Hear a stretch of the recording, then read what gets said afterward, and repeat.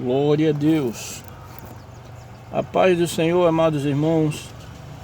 Mais uma vez estamos nessa tarde aqui na cidade de Brusque, Santa Catarina, para trazer uma reflexão que está no livro de Êxodo, capítulo de número 3, versículo 8, que diz assim: Portanto, glórias a Deus. Portanto, desci para livrá-lo da mão dos egípcios e para fazê-lo subir daquela terra a uma terra boa e larga, a uma terra que emana leite e mel. Glória a Deus. Amados irmãos e prezado amigo que nos ouve nesta tarde, a igreja cristã, que é zelosa e de boas obras, está vivendo seus últimos momentos na terra. Está sendo consolada pelo Espírito Santo, que a qualquer momento retornará ao céu para apresentar-nos ao Senhor Jesus, a noiva para o noivo. A figueira já brotou as folhas. Israel já brotou como nação em 1948 e estamos vivendo o período de Mateus, capítulo 24, versículo de 1 a 14, especialmente o versículo 14. E dentro de pouco tempo estaremos na glória com Deus, e a terra será palco da grande tribulação. São milhares de denominações em todos os países, e cada qual deve procurar evangelizar com mais rapidez e eficiência para completar o mais rápido o número dos fiéis, para subirmos com mais brevidades para os céus, onde iremos passar por um período de 7 anos no tribunal de Cristo, para recebermos coroas e galardões e participar da festa das bodas do Cordeiro e vivermos eternamente com Deus. Por isso devemos levantar-nos e andar, Miqueias 2:10, porque não é aqui o nosso descanso. Glórias a Deus. O povo de Israel estava sendo afligido no Egito, submetido a trabalhos árduos, sem justa paga, até que o povo começou a clamar por socorro. Deus ouve o clamor do seu povo e desce até ele para o livrar, enviando Moisés para libertá-lo do Egito. E um dia também o Senhor Jesus desceu a este mundo, deixando o esplendor da sua glória, a fim de libertar o homem dos grilhões do pecado. Chegava então o fim de todo sofrimento, pois eles subiram para uma terra melhor. E assim como eles subiram do Egito, a igreja subirá para a eternidade, porque Jesus voltará. A igreja será arrebatada e toda luta terá fim. Lá não haverá mais nem pranto nem dor, e dos seus olhos ele enxugará toda lágrima. Terra que emana leite e mel, uma terra onde a vida se apresenta com toda exuberância. A igreja que será arrebatada é a igreja que venceu a morte e recebeu a vida eterna. A igreja espera ansiosa por este momento, e quanto mais o tempo passa, as lutas aumentam de intensidade e o clamor da igreja aumenta. O Espírito e a esposa dizem: vem, e quem ouve diga: vem. Ora vem, Senhor Jesus. A grande salvação é fruto de um grande acontecimento que é eterno. Eternidade, amados irmãos, é conhecimento de um tempo que não se vê. Fé é o sair da morte para a vida. A salvação atinge a todos de todas as maneiras dentro do projeto de Deus. Milagres, maravilhas e dons do Espírito Santo. É grande porque vai nos levar para a eternidade através da ressurreição. A salvação acontece dentro de um plano profético com 3 atos distintos. Nós falamos do amor de Deus não porque somos bons ou melhores, mas porque Ele nos amou, sendo nós pecadores. O Senhor estendeu a mão a um povo rebelde.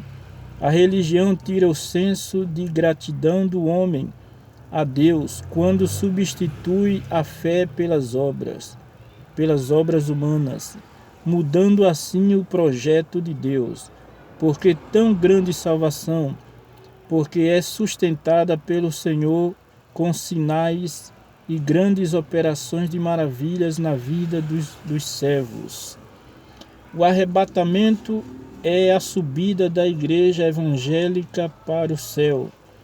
Os crentes, os evangélicos, cristãos, praticantes, não vão ficar aqui na terra pela eternidade.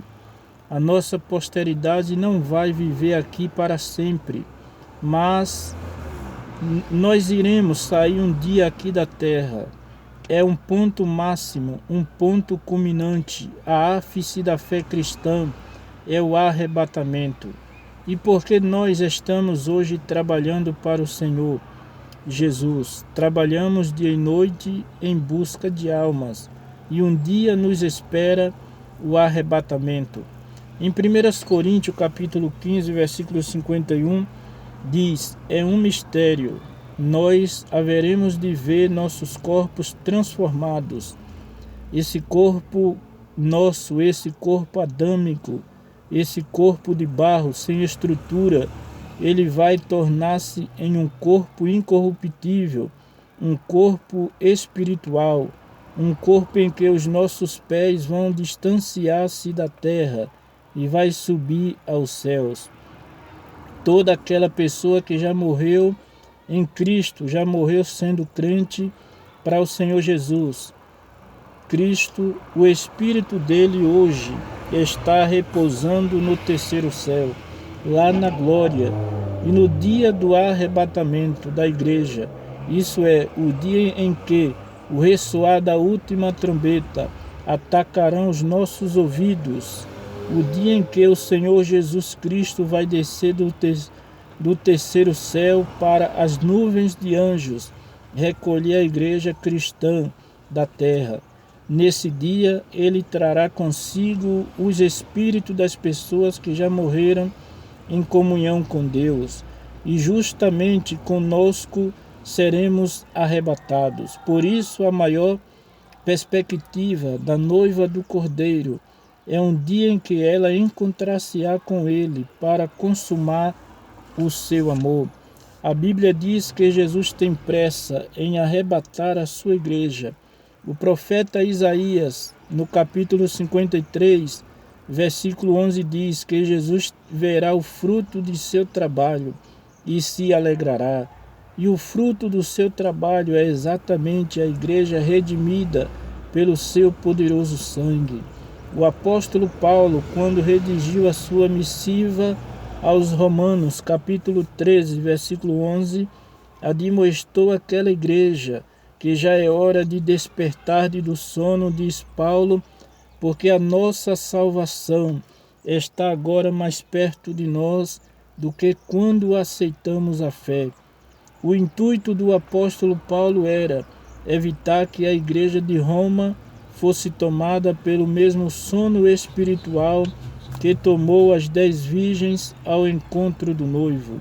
E o que é interessante na parábola das 10 virgens é que não são apenas as virgens loucas que tosquenejam e dormem, mas também as prudentes.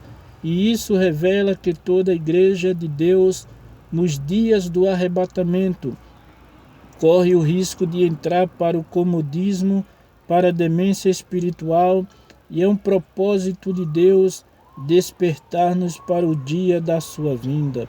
O maior anelo da igreja é a chegada do noivo para levar as mansões celestiais.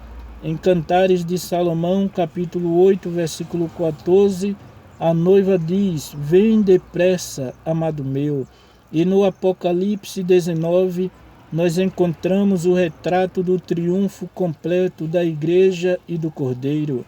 A Bíblia diz que as hostes espirituais o coral angelical começa a cantar dizendo: Aleluia, pois reina o Senhor nosso Deus, o Todo-Poderoso. Alegremo-nos e exultemo-lhe, damos-lhe glória, porque já são chegadas as bodas do Cordeiro e a sua noiva já se preparou. Uma das notícias mais belas da Bíblia é o fato de que as hostes angelicais também aguardam a chegada dos redimidos pelo sangue do Cordeiro. Mas quem é a noiva?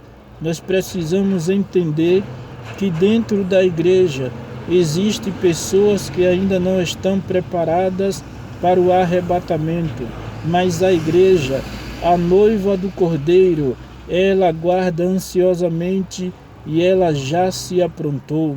O apóstolo Paulo, quando escreveu aos Tessalonicenses, capítulo 4, versículos 13 a 16, disse: Porque o Senhor mesmo descerá do céu com alarido e com voz de arcanjo e com a trombeta de Deus, e os que morreram em Cristo ressuscitarão primeiro. Depois nós, os que estivermos vivos, seremos arrebatados juntamente com eles ao encontro do Senhor nos ares, e assim estaremos para sempre com o Senhor.